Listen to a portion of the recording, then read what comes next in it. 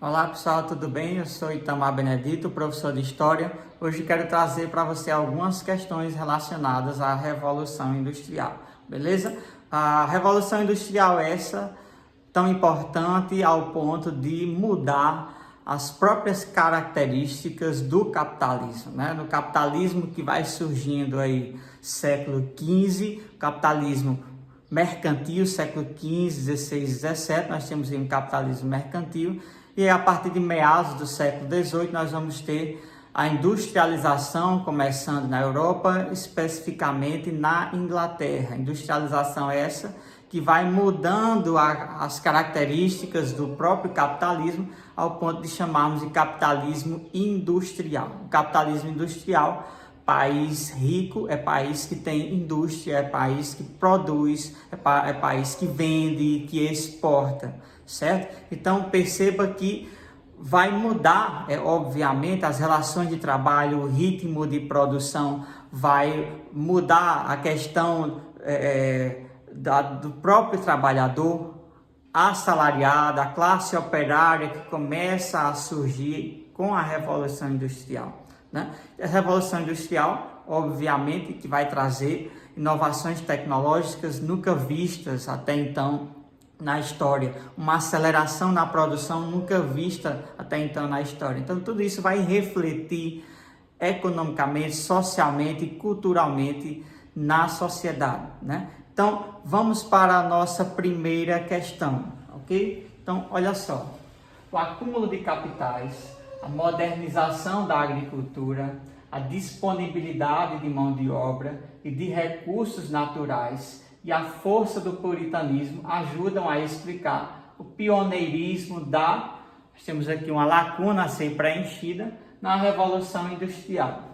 Das opções abaixo listadas, essas opções, o país que melhor preenche o espaço acima como eu já adiantei na explicação para vocês, a industrialização ela se inicia no continente europeu e o país a ser pioneiro, a ser o primeiro a se industrializar, será justamente a Inglaterra. E o interessante também é que a própria questão traz algumas razões que levaram justamente a Inglaterra a ser a primeira, a ser pioneira na industrialização em relação aos demais países da Europa, que é justamente o acúmulo de capitais, a modernização da agricultura, a disponibilidade de mão de obra, de pessoas trabalhando, recursos naturais, né? Vale salientar aí que as primeiras indústrias a ter maior evidência na Inglaterra, a indústria têxtil, de tecido, de produção de tecido, certo? Então, primeira questão, letra D, Inglaterra, primeiro país a se industrializar na Europa. Vamos aí para uma questão da FUVEST sobre a inovação tecnológica no sistema fabril na Inglaterra do século XVIII. É correto afirmar que ela é uma informação muito importante, né? Que pode fazer a diferença quando você estiver resolvendo as questões, é você evidenciar quando a questão está pedindo para você marcar a correta, né? Porque várias provas vêm com sequências, uma questão pede a correta, a outra já pede a incorreta, a seguinte a correta novamente, e fica entre correta e incorreta para que você não venha perder a sua questão. Você está atento, sublinhar, perceber que a questão está pedindo para você marcar a alternativa correta, e ao ler as alternativas você não se perder. É sempre importante você sublinhar na sua prova, beleza? Então vamos para a letra A. O que é correto em relação a essa inovação tecnológica na Inglaterra no século XVIII? Letra A. Foi adotada não somente para promover maior eficácia da produção, como também para realizar a dominação capitalista, à medida que as máquinas submeteram os trabalhadores a formas autoritárias de disciplina e a uma determinada hierarquia. Essa letra A está certíssima, né? A Revolução Industrial, ela traz, né, muitos pontos positivos, que é essa eficácia na produção, essa aceleração da produção, o ritmo de trabalho se torna mais intensificado, porém nós temos aí já de início, já de cara, no início da industrialização, a exploração desses trabalhadores nas fábricas, né? Trabalhadores com péssimas condições de trabalho no início do processo de industrialização na Europa, na Inglaterra, carga horária de trabalho excessiva, 12, 14 até 16 horas de trabalho por dia, salários insignificantes, não havia férias ou descanso semanal inicialmente. Então, foi a partir da mobilização dos próprios operários, dos próprios trabalhadores, que foram, ao longo do tempo, buscando melhores condições de trabalho, ok? Foram buscando melhores condições de trabalho. Então,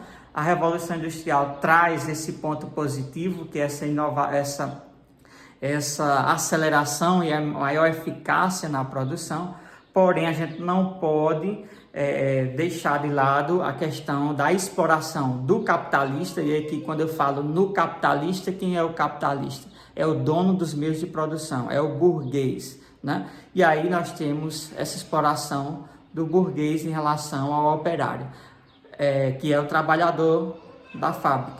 E aí temos um importante pensador que vai justamente criticar essa exploração do operário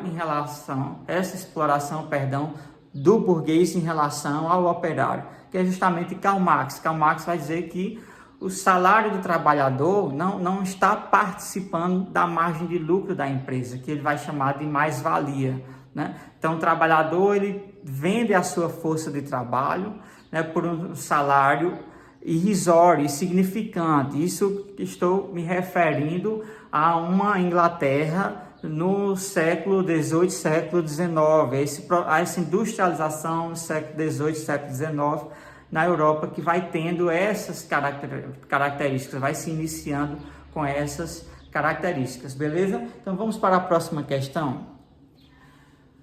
Dentre as consequências sociais forjadas pela Revolução Industrial, pode-se mencionar, veja, a questão quer que você, entre A, B, C, D e E, qual é uma das consequências da Revolução Industrial. Então você sublinha a palavra consequências sociais no campo social, certo?